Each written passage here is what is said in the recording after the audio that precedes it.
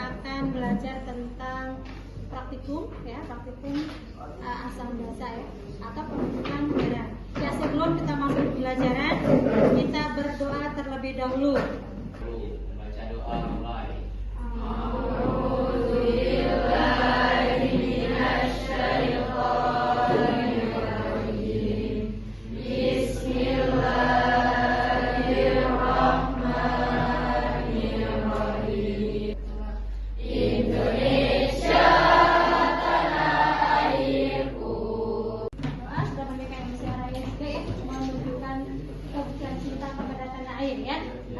Selanjutnya hari ini siapa yang tidak hadir? Almaira, kemudian Kanaya dan Anissa. Orang ya. Tujuannya adalah menjelaskan sifat garam, sifat garam yang terbentuk dari asam lemak dengan basa kuat. Apakah betul asam kuat dengan asam lemak dengan basa kuat itu menghasilkan garam yang bersifat basa.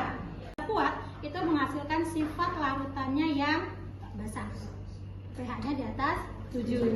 Maka kita akan coba dengan uji eksperimental ya, apakah pH-nya sesuai dengan teori. Dan yang kedua adalah bagaimana mengkaitkan bahwa ilmu kimia itu bisa menjadi solusi bagi lingkungan ya. Memenuhi prinsip kimia hijau dengan terintegrasi dalam pembangunan berkelanjutan yang dicanangkan oleh PBB. Apa yang terjadi jika kita mencampurkan asam dan basa? Akan terjadi garam. Akan terjadinya garam. Nah, sifat garam itu ada 4. Yang pertama, garam yang dibentuk oleh asam kuat dengan basa kuat akan menghasilkan garam yang bersifat netral. pH-nya sama dengan 7. Kemudian yang kedua, garam yang berasal dari asam lemak dengan basa kuat. Ya, maka sifat garamnya bersifat basa. Maka pH di atas 7. Kelompok sesuai dengan kelompoknya. Silakan kalian bekerja dengan langkah-langkah yang ada pada LKPD.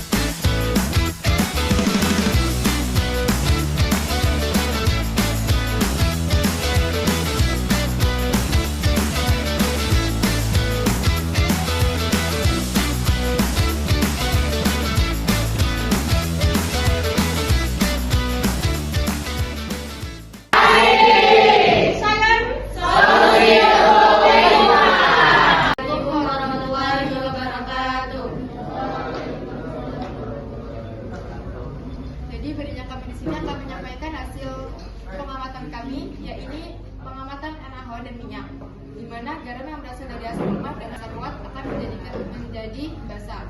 Yang pertama, pH garam adalah 13 dan sifat larutan garam yang terbentuk adalah basa. Karena 13 itu lebih dari 7, jadi akan menghasilkan basa. Nah, nomor 2, reaksi pembentukan garam dari asam lemak dan basa kuat, reaksi padakan reaksi saponifikasi. Nomor 5 adalah prinsip kimia hijau, yaitu pada poin pertama mencegah limbah, yaitu prinsipnya reaksi kimia limbah. Karena bahan yang digunakan dari minyak bekas atau jelantah yang merupakan limbah dari dapur. Poin ke-6 yaitu mendesain efisiensi energi, menggunakan proses dingin tanpa pemanasan, berarti tidak ada energi yang dibutuhkan, walaupun pada reaksi ini bisa dilakukan dalam kondisi panas atau memerlukan energi untuk memanaskan bahan. Yang ke-6, prinsip kimia hijau terintegrasi ke dalam 17 pembangunan berkelanjutan 2030, yaitu pada poin 3, 6, 7, 13, 14, dan 15. Kasih tanya jawab yang ingin bertanya. Masih prinsip mencegah limbah itu Mencegah limbah yaitu sebisa mungkin limbah yang dihasilkan sedikit pada pembuatan reaksi garam yang terbentuk. Yang bersifat asam bereaksi dengan NaOH yang bersifat basa menghasilkan garam asam lemak. hasil pengamatan kami akhiri. Wassalamualaikum warahmatullahi wabarakatuh. Apa yang bisa kalian simpulkan dari percobaan kita kali ini? Reaksi asam lemak basa kuat menghasilkan garam yang bersifat basa pH 12. Apalagi ya?